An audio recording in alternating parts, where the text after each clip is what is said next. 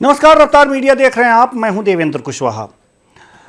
बिहार में अपराध को लेकर सियासी उबाल मचा हुआ है। एक हत्या के बाद राहुल गांधी ने, जो लोकसभा में नेता प्रतिपक्ष हैं, उन्होंने बिहार को क्राइम कैपिटल कहा है। इस पर बीजेपी ने भी जवाब दिया है। एक रिपोर्ट देखिए, फिर चर्चा भी करेंगे।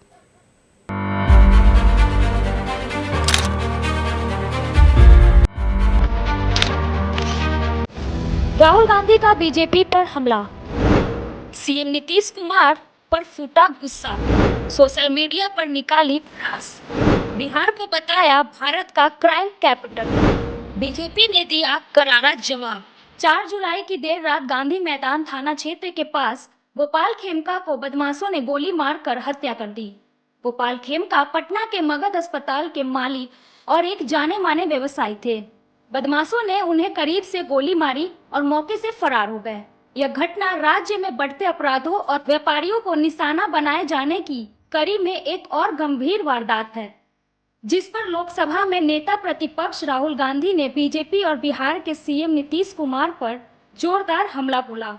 उन्होंने अपने सोशल मीडिया अकाउंट एक्स पर लिखा, पटना में व्यवसायी गोपाल खेमका की सरेआम गोली मारकर हत्या ने एक बार फिर साबित कर दिया है, भाजपा और नीतीश कुमार ने मिलकर बिहार को भारत की क्राइम कैपिटल बना दिया है।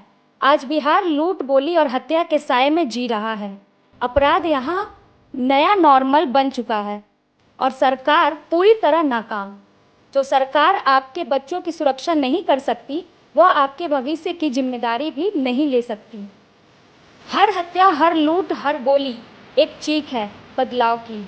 अब वक्त है एक नए बिहार का, जहां डर नहीं, तरक्की हो।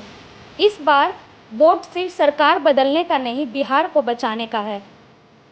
वहीं बीजेपी ने राहुल गांधी के एक्स पोस्ट पर करारा जवाब दिया है। बीजेपी नेता का कहना है, देखिए, गोपाल खेमका जी की हत्या ये हमारे लिए चुनौती का विषय है। माननीय मुख्यमंत्री जी ने एसआईटी गठन किया है और स्पष्ट निर्देश दिया है, कहीं भी छुपा अपराधी हो उसके खिलाफ कार्रवाई हो, उसको बख्शे नहीं जाएंगे। बिहार में कानून व्यवस्था को लेकर सवाल खड़े होते रहे हैं, लेकिन गोपाल खेमका की हत्या के बाद एक बार फिर बिहार की कानून व्यवस्था कटघरे में खड़ी है। अब इसे चुनाव की चाशनी में कितना डुबाया जाएगा, यह देखने वाली बात होगी। रफ्तार मीडिया के लिए पटना से कृपा शंकर की रिपोर्ट। तो आज इसी मुद्दे पर हम चर्चा करेंगे कि बिहार किस तरह से क्राइम कैपिटल बनी है। क्या एक चुनावी स्टंट दिया गया है राहुल गांधी के द्वारा, या कुछ इसमें सत्यता भी है। हालांकि अगर जो ये कहा जाए कि बिहार को लेकर जो है, अपराधों को लेकर बिहार काफ़ी चर्चा में रहा है, कई बार सवालों के घेरे में ये रहा है, तो आज इस तरह के बयान देना ये कितना राजनीतिक है और कितना यथार्थ, आज इसी मुद्दे पर हम चर्चा करेंगे। और चर्चा के लिए हमारे साथ जो मेहमान जुड़े हुए हैं, उनसे आपका परिचय करा दें। सबसे पहले सुनील सेवक जी बीजेपी से हैं हमारे साथ, बहुत बहुत स्वागत है आपका हमारे इस कार्यक्रम में। कमलदेव नारायण शुक्ला जी कांग्रेस से हैं, आपका भी बहुत बहुत स्वागत है हमारे इस कार्यक्रम में। और सुरजीत कुमार जी वरिष्ठ पत्रकार हमारे साथ हैं, आपका भी बहुत बहुत स्वागत है हमारे इस कार्यक्रम में। तो चर्चा की शुरुआत करेंगे सुनील सेवक जी बीजेपी से। राहुल गांधी ने कहा है कि बिहार क्राइम कैपिटल हो गई है।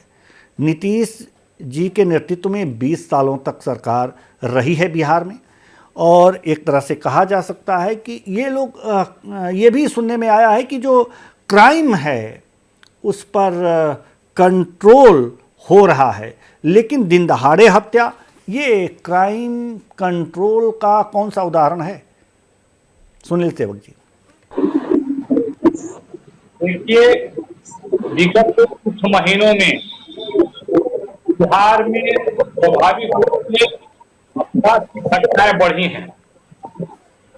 इस चीज का गम सबको है, दुख सबको है कि बिहार में कहीं न कहीं आपराधिक तरीके के लोग अपना सर उठाना शुरू कर दिए।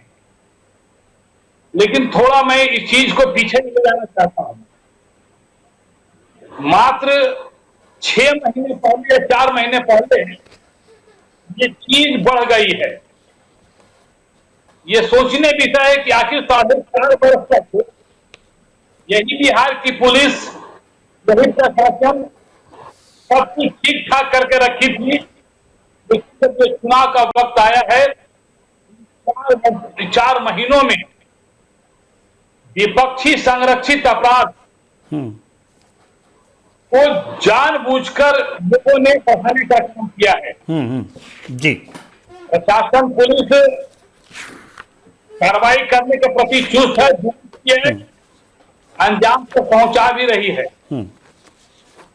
और लोगों क्रिमिनल को सजा भी मिल रही है। लेकिन एक सोची समझी जो बनाई जा रही है, जिसके कारण बिहार को बदनाम करने के लिए जो प्रयास किए जा रहे हैं, वो प्रयास बड़े दुखद हैं। एक चीज और मैं आपको बता देना चाहता हूं जी। घमंडिया गठबंधन के जो लोग इस प्रयास में लगे हैं, वो प्रयास सफल नहीं होगा, क्योंकि ये कोई संरक्षित अपराध नहीं हो रहा।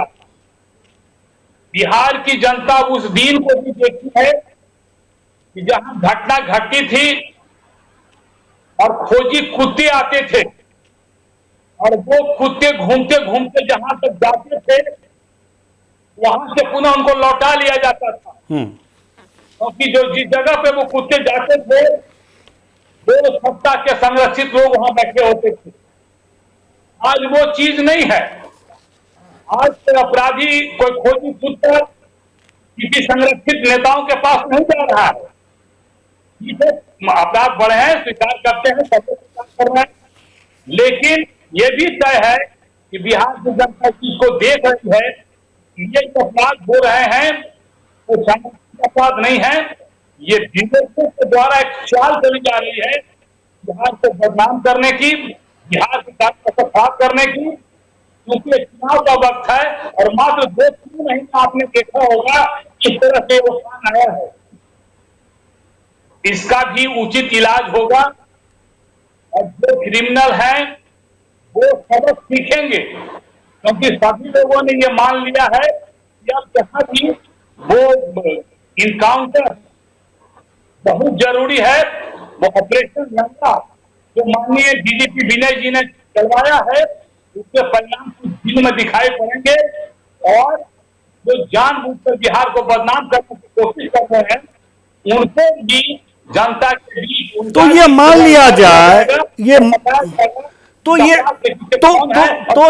ये मान लिया जाए सुनील सेवक जी कि ये बातें कह करके राहुल गांधी सरकार को बदनाम करने की कोशिश कर रहे हैं, मान लिया जाए। स्वाभाविक, देखिए विरोधी तो क्या करेंगे भाई, हाँ, विरोधी तो गुणगान तो करेंगे नहीं, लेकिन राहुल जी को समझना चाहिए। आज जिसको बिहार कैपिटल है, नहीं बिहार स्टेट, पटना कैपिटल को पटना क्राइम कैपिटल कहते तो मैं समझ लेता, लेकिन खैर ज्ञान की कमी है, कोई दिक्कत नहीं है। और उनसे लेकिन ये भी समझना चाहिए कि बोर्ड में वो आ जाकर बैठे हैं, वो अपराध के जनक हैं, वहां अपराध की खेती होती है और वहां वैसे ही उपज होती है। राहुल जी चिंता मत कीजिए, जिनकी बोर्ड में बैठे हैं वो आपके लिए भरपूर साबित होंगे। आप भी जान रहे हैं कि कारनामे कौन करवा रहे हैं, क्यों करवा रहे हैं। मतलब आपने सजेशन दे दिया, कांग्रेस को सजेशन दे दिया, राहुल गांधी जी को आपने सजेशन दे दिया सुनील सेवक जी। तो कमलदेव नारायण जी अब जवाब भी दे दीजिए, क्योंकि ये कहा जा रहा है कि राहुल जी जिसकी गोद में बैठे हैं वो अपराध के जनक हैं। देवेंद्र बाबू जी, यह कहा जाता है भाजपा और आरएसएस के बारे में कि लोग बेशर्मी का गोटी खाए हुए, शर्म और हया इन लोगों को नहीं होता। आज कह रहे हैं बड़े भाई हैं सुनील भाई सेवक जी कि यह विरोधियों का षड्यंत्र है। आप 2005 से सत्ता में हैं, आज 20 साल होने जा रहा है, तो अब लालू जी के जंगल राज पर कितना मंगल राज का बात कीजिएगा। उस राग को अनापिए आज आज आज आप केंद्र में सत्ता में है, जब कोई बात होगा तो कहिएगा कि नेहरू जी ने ये काम कर दिया। अपनी बात अब गिनाइए। अब रहा गोपाल खेमका जी की बात, तो राहुल जी ने कहा कि क्राइम कैपिटल है बिहार में। कौन बुरी बात है भाई?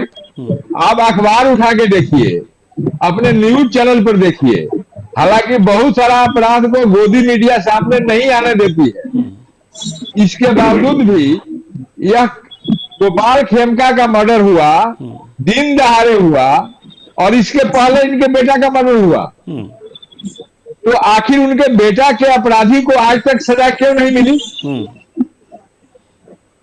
और रही बात मर्डर का, तो मेरे ही क्षेत्र में मेरा आरोप है कि भाजपा और आरएसएस के नेता और कार्यकर्ता सरकार संरक्षित यह अपराध है, यह माहौल बिगाड़ने का ये लोग काम करते हैं ताकि जनता भयभीत रहे। अब भयभीत होकर वोट देने नहीं जाए, और वोट देते इनको वोट। और उदाहरण के तौर पर मैं बता रहा हूं कि मेरे ही कंस्टिट्यूएंसी महाराजगंज में मलमलिया में कौड़िया गांव है, वहां शुक्रवार को घटना घटी है। 3 आदमी का स्पॉट पर मर्डर है और 4 आदमी घायल है जो अस्पताल में है। और यह घटना का आधार जो है 1 सप्ताह 10 दिन 20 दिन पहले दोनों पक्ष द्वारा वहां थाना में आवेदन, और थाना कोई कार्रवाई नहीं की। अगर कार्रवाई की हो तो कौड़िया मर्डर नहीं होता। वहां चलिए चलिए, कमल देव नारायण जी की आवाज हम तक नहीं पहुंच पा रही है, तो रुक करेंगे सुरजीत है जी। और सबसे दुर्भाग्य की बात, जब वहां बात किया, डीएम ने कहा कि हम स्पॉट पर पहुंच गए हैं, एसपी साहब भी हैं, हम नियंत्रित कर रहे हैं। तो जातीय रंग देने का काम हो रहा है। भाजपा के लोग ये काम कर, सत्ता पर काबिज ये तभी हो सकते हैं जबकि समाज को जात में बांटे, धर्म में बांटे।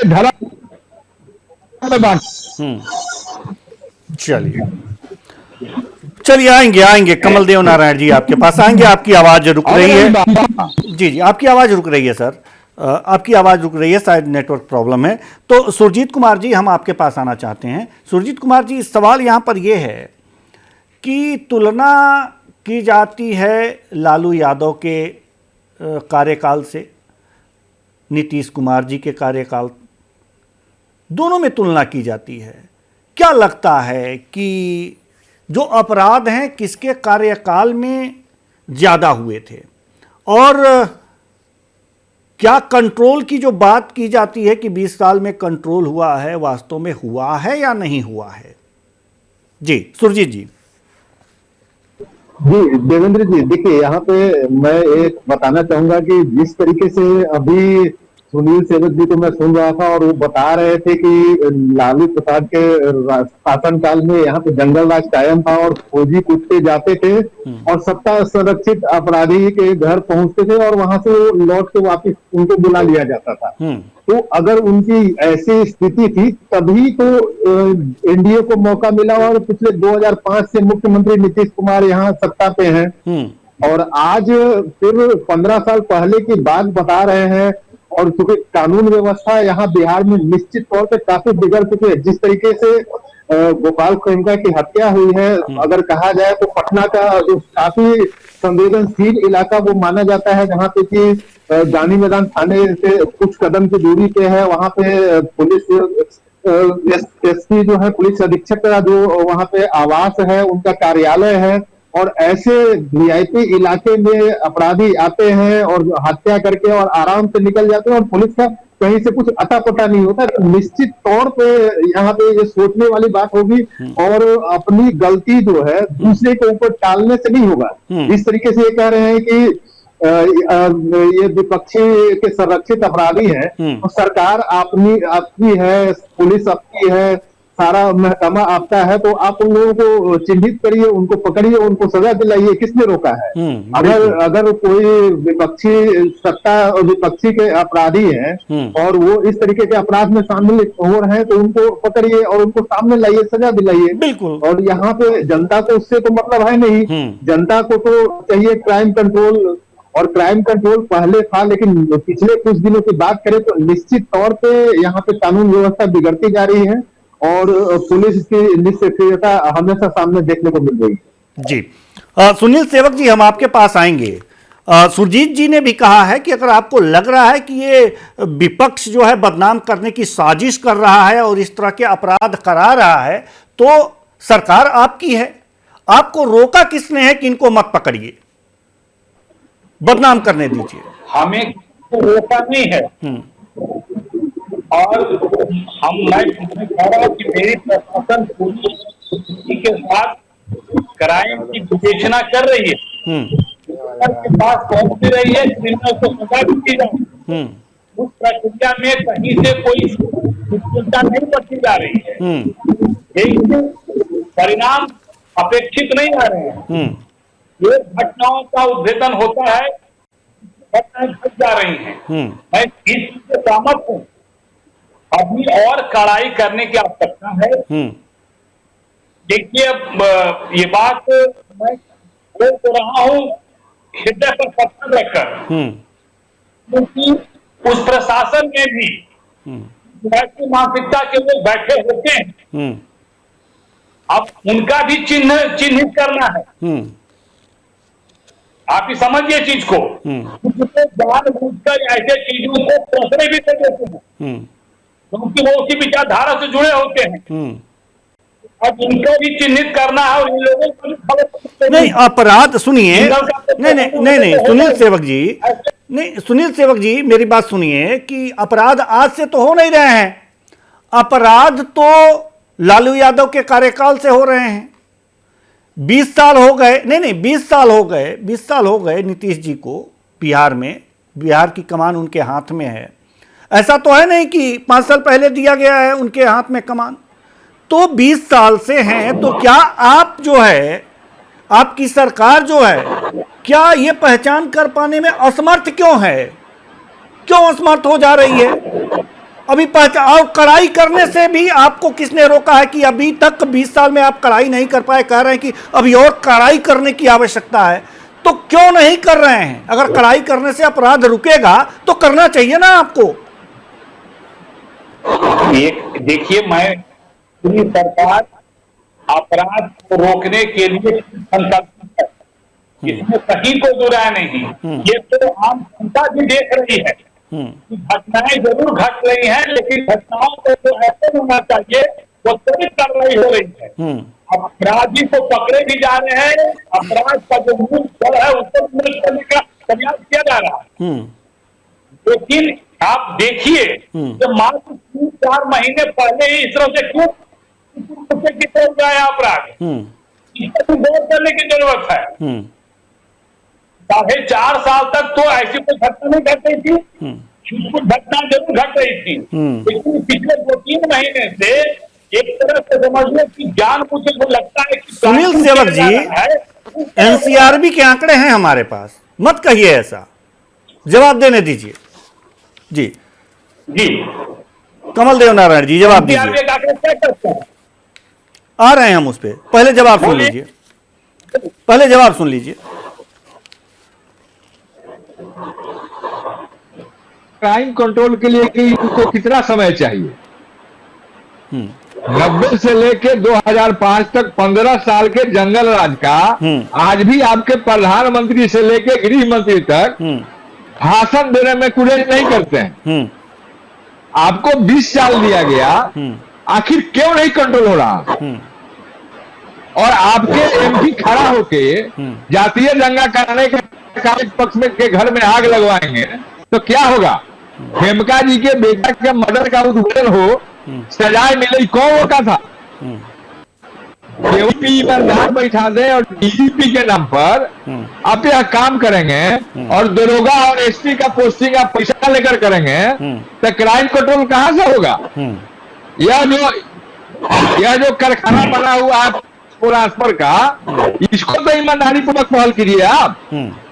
देखिए रंजन बाबू, यह सत्य है कि अगर प्रशासनिक अधिकारी, पुलिस और नेता सत्ता पर हैं, अगर वो ईमानदार हो जाए जनता के प्रति तो क्राइम कंट्रोल 24 घंटा में हो जाएगा। वो भी हम लोगों ने देखा है। हम लोग भी सत्ता में रहे हैं, देखे हैं क्राइम कंट्रोल कैसे होता है। लालू जी के नाम पर कितना दिन जुटेगा पीटिएगा। अरे आप कहिए कि आप सक्षम नहीं है, आपको लाज नहीं लगती ये कहने में कि विरोधी लोग ये काम करा रहे हैं? जब विरोधी लोग अपराध करा सकते हैं तो आप क्या कर रहे हैं? आप सक्षम नहीं है शासन चलाने में। चलिए चलिए सत्ता। सुनील सेवक जी, आप सत्ता पर क्यों जी, सुनील सेवक जी कुछ अपनी बात रख रहे हैं जी। बात मत कीजिए, कांग्रेस के राज में भी बेशर्मी की सीमा मत पार कीजिए सेवक जी। आप सक्षम नहीं है शासन चलाने में। आप लोग सत्ता में उसी के लिए आते हैं कि जातीय दंगा कराएंगे, अपराध कराएंगे। अपराध पोषित, सरकार पोषित अपराध है। कमलदेव जी भैंसों की कितना हत्या हुई है, कैसे मरवाए तुम लोग हैं? वोट बैंक के रूप में भैंस को मत कीजिएगा। सुन लीजिए कमल देव जी, सुन लीजिए। अगर आपकी कांग्रेस इतना ही सक्षम थी तो बेबी हत्याकांड सुने थे ना आप? कांग्रेस का ही राज था ना। आप लोग कोई दूध के धुलने में नहीं है और अभी फिर कर रहे हैं। कोचिंग में आप बैठे हैं, फिर आपको मुंह छिपाना ही पड़ेगा उनके कारण। उसकी चिंता आप मत कीजिए। लगा लीजिए आंख में ना, लगा लीजिए कि लाज है आ जाए। और क्राइम से लगा लीजिए। है आप लोगों की मिली भगत से वो 4 महीने में कुछ मुद्दा उठ आया है, उसके जोर से समाप्त कर देंगे। चिंता मत कीजिए, प्रशासन इसके लिए अधिक है। अब 20 साल में क्या हो रहा है? 20 साल में क्या हो रहा है? अभी तो देवेंद्र बाबू रिपोर्ट दिखाए तो आप चुप हो गए। देवेंद्र बाबू रिपोर्ट दिखाए तो आप चुप हो गए। झूठ बोलने का आप लोगों का आदत है। झूठ के सहारा पर सत्ता में आप लोग रहते हैं। स्वीकारिए, जनता ने बहुत मौका दिया आपको। आप सक्षम नहीं है शासन चलाने में, स्वीकारिए। आप लोग अपराध नहीं है, स्वीकारिए। अपराध आपके संरक्षण में हो रहा है, स्वीकारिए। जातीय दंगा आपके संरक्षण में हो रहा है, स्वीकारिए। बिहार को बर्बाद मत कीजिए। बिहार की जनता 20 साल आपको मौका दिया, शर्म हया कीजिए। बिहार के विकास की बात कीजिए, शांति की बात कीजिए। लालू जी के नाम पर, जंगल राज के नाम पर ये मंगल राज है क्या? दिल्ली अपराध हो रहा है, बैंक डकैती हो रहा है, दिन दहाड़े हो रहा है, पूरे राज्य में हो रहा है। हाँ, और बिहार में कुछ नहीं हो रहा है। हम नियंत्रण कर रहे हैं। क्या नियंत्रण कर रहे हैं? एनडीए ही समाप्त करेगी। आपका पुलिस जो है आवेदन लेने के बाद FIR नहीं करता है, नहीं है। आप लोगों के बारे में वो अपराधी को कंट्रोल नहीं करता है। लेकिन समान आदमी पर कोई केस हो तो लगेगा आतंकवादी को पकड़ने आ रहा। स्टाइल चेंज कीजिए, आप लोग छाया कीजिए, शर्म कीजिए। पुलिस प्रशासन को समझाइए। विश्वास कर रही है और उसको विश्वास है कि कुकुर कुत्ते तो खुद आए हैं, उनका सफाया ही करेगी। इसलिए मौका हमको ही मिलेगा। खेमका जी के बेटा के मर्डर का अभी तक कोई भेदन क्यों नहीं हुआ?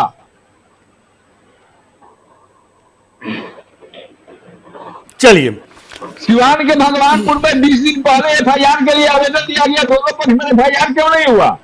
3 आदमी का मर्डर नहीं होता है। और भाजपा के MP वहां खड़ा होकर घर में आग लगवा रहे हैं, जातीय रंग दे रहे हैं। चलिए कमाल का बात करते हैं आप लोग। ठीक है। सुरजीत कुमार जी, 2022 का NCRB की रिपोर्ट है अपराध दर की हमारे पास, जो 2023 दिसंबर में ये प्रकाशित हुआ। इसमें तो अगर जो देखा जाए तो अपराध दर जो है, ये जो अन्य राज्य हैं, जो हमारे भारत के जो तमाम राज्य हैं, उनमें 13वें नंबर पर बिहार का नंबर आता है। 13वें नंबर पे है। सबसे पहले केरल है, हरियाणा है, गुजरात, तमिलनाडु, मध्य प्रदेश, महाराष्ट्र, छत्तीसगढ़, राजस्थान, उड़ीसा, आंध्र प्रदेश, उत्तर प्रदेश, इस तरह से कुल मिलाकर के 13वें स्थान पे आता है। लेकिन जिस तरह से लगातार ये हो रहे हैं अपराध, बिहार में देखने को मिल रहा है, महिलाओं पे भी है अपराध, और इस तरह से दिन दहाड़, ये एक तरह से कह सकते हैं कि इससे क्या समझ में आ रहा है आपको सुरजीत जी? देखिए देवेंद्र जी, यहाँ पे अगर बिहार की बात की जाए, बिहार में जिस तरीके से क्राइम बढ़ते जा रहा है, और इसके पीछे की एक सबसे अहम वजह है शराबबंदी। शराबबंदी के जो है तमाम पुलिस अधिकारी जो है अपने पैसे कमाने में लगे हुए हैं। और अगर आप पूरे बिहार की बात करें तो पुलिस चाक चौबंद आपको दिखेगी, लेकिन वो चाक चौबंदी सिर्फ दिखेगी शराब ढूंढने में और ट्रैफिक व्यवस्था को कंट्रोल करने में, या फिर ट्रैफिक चालान वसूलने में। इन सब चीजों में बिहार की पुलिस एक्टिव है। लेकिन अगर मर्डर हो जाते हैं यहाँ पे, और यहाँ पे अगर बलात्कार हो जाती है या फिर अन्य कुछ क्रिमिनल घटनाएं होती है, तो उस समय पुलिस बिल्कुल निष्क्रिय यहाँ पे दिखाई पड़ती है। इसमें अगर एक सबसे अहम मुद्दा अगर माना जाए तो शराबबंदी कहीं न कहीं से बिहार की कानून व्यवस्था खराब करने में एक अहम अपनी भूमिका निभा रहा है। क्योंकि पुलिस जो है, तमाम पुलिस वाले जो है, शराबबंदी जब से लागू हुआ है, कई ऐसे पुलिसकर्मी हैं जिनके ऊपर कार्रवाई भी हुई है, और कई ऐसे पुलिसकर्मी हैं जो आराम से अपना पैसे कमा रहे हैं, और बिहार की कानून व्यवस्था दिन प्रतिदिन गिरते जा रही है, और नतीजा जो है आपके सामने है। तो नतीजा हमारे सामने है, पूरे बिहार के सामने है, पूरे देश के सामने है। चूंकि ये चर्चा और आगे बढ़ सकती थी, तमाम सवाल अभी हैं जो अधूरे हैं, लेकिन समय इजाज़त नहीं देता कि हम इस चर्चा को और आगे बढ़ाएं। बहुत बहुत धन्यवाद सभी मेहमानों का, आप आए और अपने अपने विचार साझा किए। तो क्राइम कैपिटल कहा जा रहा है बिहार को, राहुल गांधी ने कहा है, लेकिन जो एनसीआरबी के आंकड़े जो कि प्रकाशित हुए हैं, उससे बिहार का अपराध दर 13वें स्थान पर है अन्य राज्यों के मुकाबले।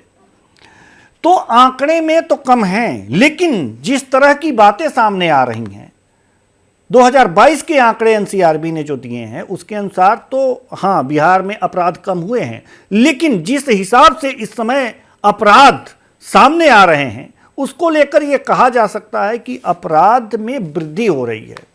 और इसका कारण भी हमारे वरिष्ठ पत्रकार महोदय सुरजीत जी ने बता दिया कि जो बिहार की पुलिस है वो शराब पकड़ने में लगी हुई है। अगर कोई क्राइम होता है, अपराधियों में डर और दहशत पैदा करने के बजाय कहीं और उसका ध्यान है। क्या यही सही है? अगर यह सही है तो शासन को ध्यान देना चाहिए कि हाँ, उसका प्रशासन किस तरफ ज़्यादा ध्यान दे रहा है। और वास्तव में क्राइम कंट्रोल अगर हुआ था तो अब वो स्लिप ना हो हाथों से, ज़्यादा क्राइम ना होने पाए, तभी शासन की सफलता मानी जाएगी। फिलहाल इस कार्यक्रम में इतना ही। मुझे दीजिए इजाज़त। नमस्कार।